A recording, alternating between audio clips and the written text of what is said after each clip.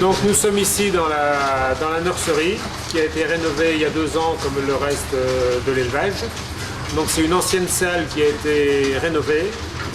Dans un premier temps, j'étais parti sur un chauffage par radiant IRC.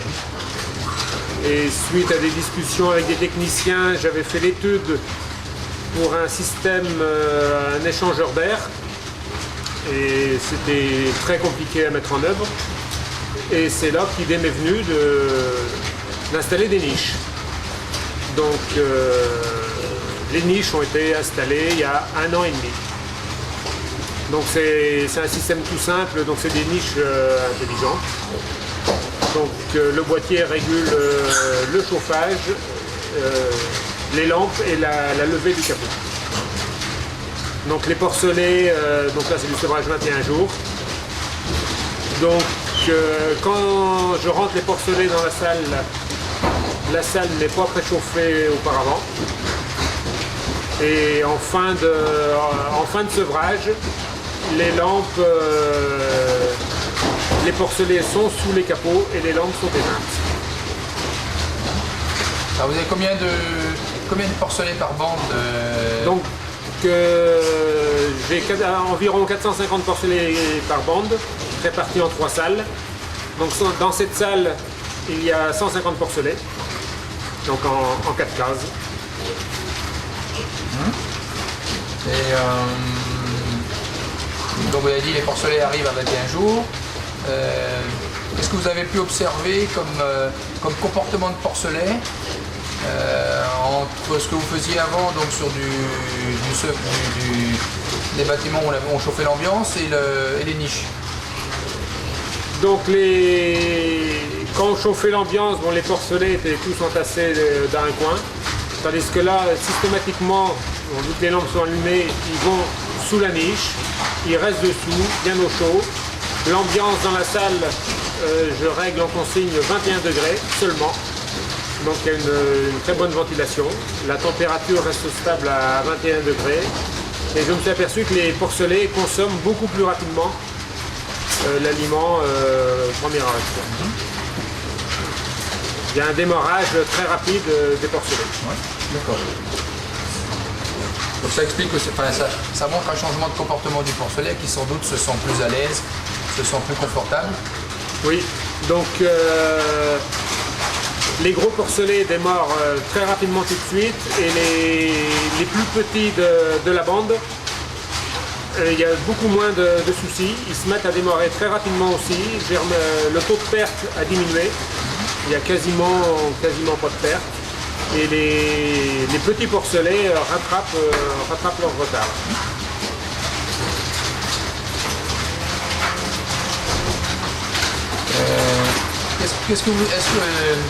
Donc on a vu que vous avez d'abord installé des niches en nurserie et puis 1 an après des niches en maternité. Est-ce que vous avez noté des changements de comportement de porcelet entre les 2 situations? Ah oui, oui. Donc déjà rien que le fait d'installer les niches en nurserie, en sortie de PS, j'ai gagné quasiment 2 kilos par rapport à la situation précédente, chauffage d'ambiance. Et donc 1 an plus tard, quand j'ai installé les niches en maternité, j'ai reconstaté une nette amélioration. Donc les porcelets vont tout de suite sous les niches. Et il y a encore une augmentation des performances. J'ai encore regagné 2 kilos supplémentaires par rapport à l'origine. Ouais, donc par rapport à un système sans niche, on a un gain de 4 kg en sortie de post-sevrage. Et quand on sait que les kilos en post-sevrage, c'est des kilos de muscles. Donc on retrouve ces kilos en sortie d'engraissement et en augmentation aussi de la plus-value sortie d'engraissement. C'est le seul changement que j'ai effectué dans l'élevage et mes plus-values ont augmenté de 3 centimes. Ce qui n'est pas négligeable sur la taille de l'élevage, le nombre d'animaux sortis, ça fait on va dire un bon complément de revenu. Donc quand j'ai pensé installer des niches, le premier objectif c'est gain électrique.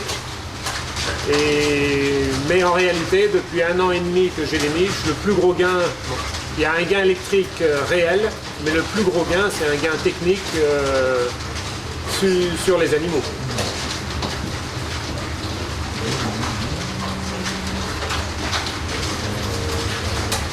Au niveau alimentation, vous êtes quoi? Vous êtes un aliment supplémenté ou aliment blanc? Ah, je suis en aliment blanc, donc nurserie, PS, engraissement, je ne supplémente pas. Je n'utilise même pas de pompe doseuse, donc ils n'ont aucune supplémentation antibiotique. Vous diriez que les niches vous aident en ça sur tout le cycle de phase de croissance des animaux? Oui, parce qu'en nurserie, donc au sevrage, c'est la période la plus critique du porcelet, vu qu'ils sont dans un confort optimum, donc au chaud, bonne ventilation, les porcelets consomment de l'aliment et grossissent sans problème particulier. Est-ce que vous pourriez nous parler un petit peu des porcelets donc, qui ont eu à la fois les niches en maternité et les niches en post-sevrage? Quel type de performance, si vous faites des pesées de temps en temps pour voir un petit peu où vous en êtes? Donc là, le premier lot qui est né sous les niches en maternité et qui est passé après en nurserie, donc là sont en engraissement et j'ai fait des premières pesées, les têtes de l'eau. Les têtes de l'eau, donc ils arrivent à 120 jours d'âge de vie et les têtes de l'eau sont quasiment à 100 kg. Donc un GNQ vraiment incroyable. Des choses que vous n'aviez pas forcément avant. Des choses qu'on ne voyait pas avant. Ouais. Donc aujourd'hui, sur la période post-sevrage, je suis un GNQ de 540 grammes. Donc les cochons sortent de post-sevrage à 72 jours à 34 kg.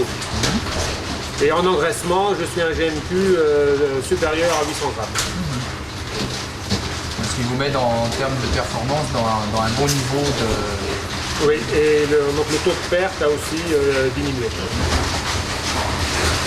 Autant d'éléments qui apportent on va dire du plus au discours premier qui était de parler d'économie d'énergie et qui finalement va bien au-delà.